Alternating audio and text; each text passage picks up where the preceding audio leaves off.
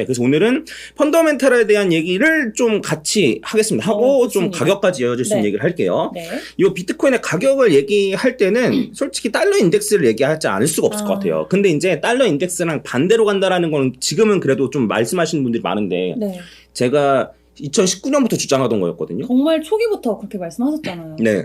근데 이제 달러 인덱스 딱 일일 하루하루를 보면 같이 오를 때도 있고 같이 떨어질 때도 있잖아요. 그쵸. 네. 근데 이제 어떠한 측면에서 반대로 간다는 것인지를 제가 좀 확실하게 차트를 통해서 좀 보여드릴게요. 좋습니다. 그래서 제가 준비를 해온 게 있는데 이거를 같이 한번 보면은 이게 위에가 비트코인 가격이고요. 그 다음 아래가 달러 인덱스예요. 해서 쉽게 얘기하면 이거예요. 뭐냐면 비트코인이랑 달러 인덱스는 반대로 가요. 그러니까 이제 달러 인덱스가 여기서부터 출발해가지고 이렇게 아래로 떨어지잖아요. 근데 비트코인도 요 처음과 시작을 연결하면은 반대로 가요. 근데 다만 엄청 약간 뭐라고 해야 될까? 욕은 쓰면 안 되죠. 엄청 엉망진창으로 갑니다. 그러니까 쉽게 말하면 이렇게 달러 인덱스처럼 한 방향으로 가는 게 아니고 이렇게 떨어졌다가 올라가는 식으로 처음과 끝을 맞춰요. 그러니까 이제 뭐 달러 인덱스가 뭐 이제 이런 식으로 떨어진다라고 하면은 그 비트코인 올라가는데 비트코인 올라갈 때 그냥 올라가는 게 아니고 이렇게 왔다 갔다 거리면서 처음과 끝을 맞춘다는 거예요. 그래서 실제로 여기에서도 일방적으로 떨어졌는데 달러 인덱스는 떨어졌는데 비트코인은 한번 떨어졌다가 올라가잖아요. 그러면 이 구간에서는 그 비트코인 가격이랑 달러 인덱스는 같이 떨어진 거예요. 근데 처음과 끝을 보면 이렇게 맞는다는 거죠. 아, 중간에. 네. 그래서 이런 경우들이 많아요. 그래서 이 다음번에도 보면은 이 달러 인덱스는 이렇게 올라갔는데 비트코인 가격은 여기서부터 시작해가지고 이렇게 내려갔거든요. 근데 떨어졌다 올라갔다 떨어졌다 이런 식이에요. 그러네요. 네. 해서 그 달러 인덱스는 한 번 방향이 정해지면은 일반적으로 그냥 추세를 계속 따라갑니다. 네. 해서 달러 인덱스를 기준으로 저점과 고점 연결한 선을 제가 그은 거고 그거랑 비트코인이랑 똑같은 선을 시간대로 이렇게 딱 그은 거예요. 해서 처음과 끝을 연결하면 이제 반대로 가요.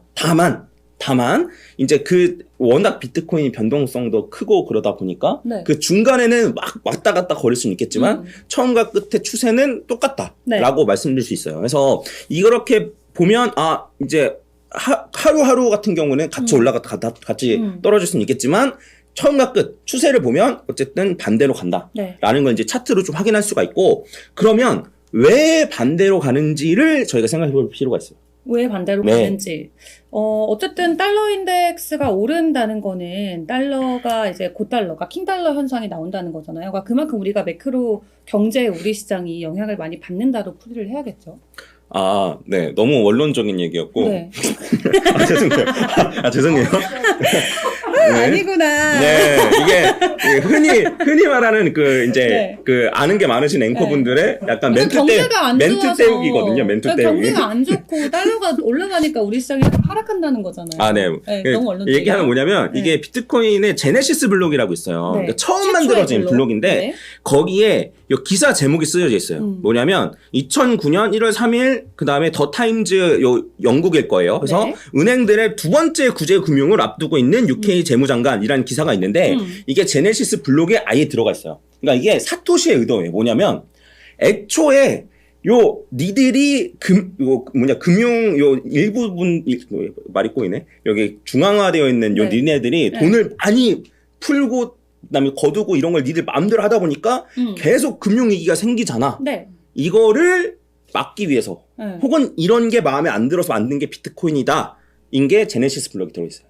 그 기록이 그냥 있다는 거죠? 애초에 그냥 백서라는 것도 나중에는 이게 사람들이 막 이렇게 변형시킬 수도 있고 조작의 위험이 있을 수 있잖아요. 백서는 어쨌든 뭐 복사 가능하니까. 근데 제네시스 블록에는 아무도 건들지 못하잖아요. 블록체인 기술 자체가. 그래서 제네시스 블록에 아예 이게 있어요. 아예 그냥 각인을 시켜놨구나. 해서 애초에 그냥 지금 통화랑 반대로 가게끔 만든 게 비트코인이에요. 이런 의도를 가진 게 이제 비트코인이에요. 그래서 그 비트코인 요 사토시에 관련된 뭐 다큐나 뭐 이런 걸 봐도 금방 나오겠지만 요 백서를 봐도 그렇고 요 제네시스 블록의 요 기사를 봐도 그렇고 사토시는 불만이 많았어요. 뭐냐면 그 2000년대 금융위기도 있었고 닷컴버블이 있었고 이제 많았어요. 2008년 9년 이때에도 어쨌든 리먼 사태 때문에 어쨌든 전 세계적으로 금융위기였잖아요. 해서 이제 사토시가 생각을 했을 때는 이러면 사람들이 만들어낸 기존 화폐 시스템으로는 안 되겠다. 그래서 과거로 돌아가자 라고 해서 만든 게 비트코인이에요. 그래서 그쵸. 블록체인이라는 기술은 새로 네. 나왔지만 네. 그 비트코인 요 개념 자체는 예전에 물물 교환 시대의 화폐랑 똑같아요. 그러니까 물물 교환 시대의 화폐가 사실 화폐의 역할을 가지려면 첫 특징이 두 가지가 있는데 첫 번째로는 조작이 불가능해야 돼요. 네. 그러니까 누구나 뭐 이렇게 그 가짜로 만들 수 있으면 안 되고. 그래서 이제 이런 거 같은 경우는 이제 진품 그 가품이 이제 구별 가능하고 금 네. 같은 경우에도 네. 그다음에 이제 애초에 만들기가 어렵기 때문에 이러한 특징들을 대부분 가진 뭐 금이나 은이나 안 그러면 뭐 더 옛날에는 뭐 철기나 뭐 이런 네. 게 물물교환 화폐를 가졌었고 그 다음에는 해당 구성원들이 그 가치를 인정해야 되거든요. 해서 사토시가 이제 생각을 했던 거는 이러한 특징을 가진 화폐를 만들어야겠는데 네. 근데 그렇다고 내가 돌멩이 할 수 없잖아요. 그쵸. 해서 인터넷이랑 웹상에서 이러한 기능을 가진 화폐를 만들어야 되는데 해서 아까 전에 말씀드렸던 첫 번째 요 특징 그러니까 이제 복제가 조작이 불가능한 이러한 기능을 만들기 위해서 이제 집어넣은 요 기술이 블록체인인 거예요. 네. 그래서 애초에 개념 자체는 과거의 그 화폐랑 똑같은데 요 진품과 가품을 요 인터넷 상에서 구별해야 되는 요 기술 자체가 블록체인인 거예요. 그쵸. 네, 해서 블록체인이라는 기술은 새로 나왔지만 개념 자체는 옛날 거랑 똑같아요. 그래서 애초에 만들어질 때 이제 요런 특징들을 가지고 있었고 그 다음에 이제 비트코인이 화폐로 만약에 인정이 되려면 네.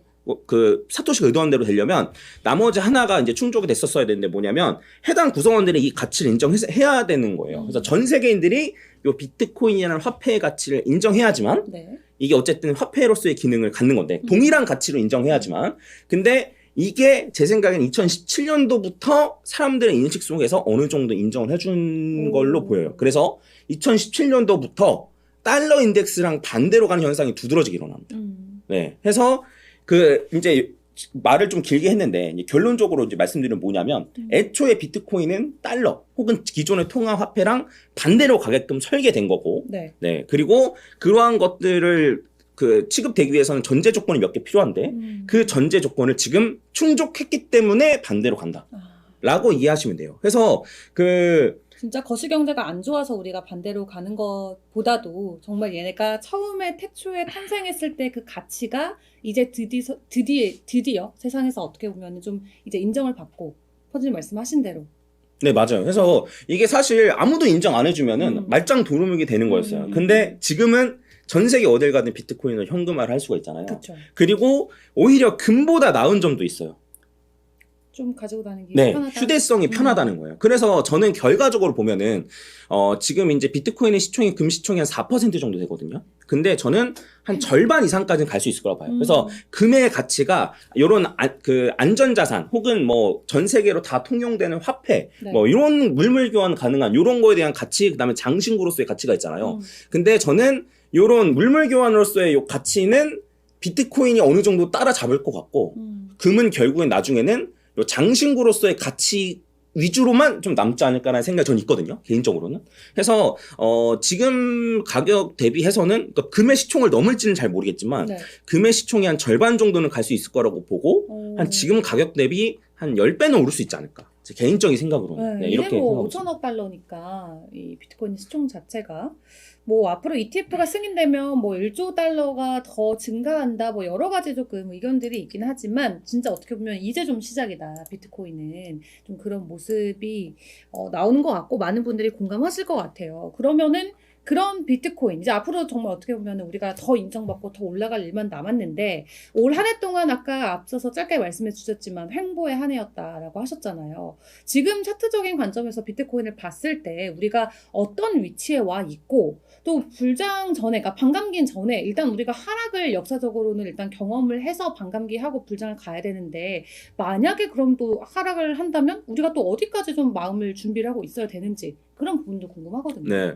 그래서 제가 이제 계속 요 달러 인덱스에 대한 얘기를 했던 게 왜 그러냐면 그 애초에 차트를 믿지 않으시는 분들한테는 제가 백날 차트 해봐야 그림 그리는 거예요. 네. 그래서 이제 그 여러분들이 좀 이해 갈 만한 이야기를 좀 먼저 했던 거고 관련해가지고 어쨌든 그 달러 인덱스 잠깐만 보면은 지금 요렇게 떨어진 게 지금 요렇게 떨어져 있잖아요. 네. 요렇게 이게 2017년이에요. 그러니까 달러 인덱스가 비트코인 불장이랑 달러 인덱스가 떨어진 시기랑 일치해요. 2017년, 2018년 써있죠.